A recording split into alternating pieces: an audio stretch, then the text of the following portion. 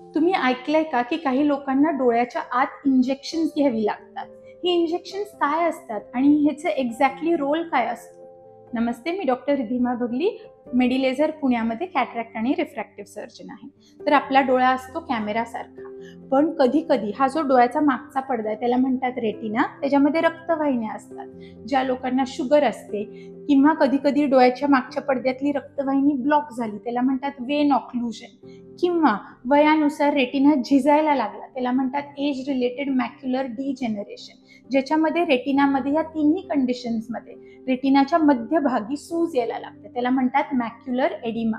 रेटिनामध्ये सूज आली तर जे आपण डोळ्याच्या बाहेर ड्रॉप्स घालतो ते तिथपर्यंत पोहोचू नाही शकत आणि ही सूज फक्त ड्रॉप्सनी किंवा गोळ्या औषधांनी कंट्रोल नाही होऊ शकत.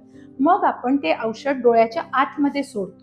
ते अगदी छोटंसं अगदी बारीक असं इंजेक्शन असतं जे इथनं दिलं जातं डोळ्याच्या आतमध्ये.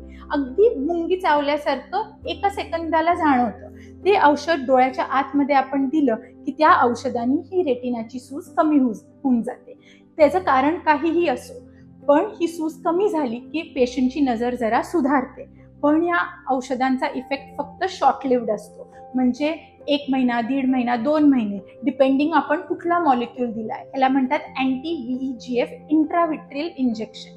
मिनिमम युजली आपण ॲटलिस्ट 3 डोस एकेका महिन्याच्या गॅपनी पेशंटला ॲडवाइस करतो. त्याच्यानंतर आपण रिस्पॉन्स बघून ठरवू शकतो अजून काही इंजेक्शनची गरज आहे का नाही. हे इंजेक्शन युजली आता इन्शुरन्स मेडिक्लेम पॉलिसीमध्ये कव्हर होतात. तुम्हाला याच्याबद्दल काही शंका असतील तर मला नक्की खाली विचारा. धन्यवाद.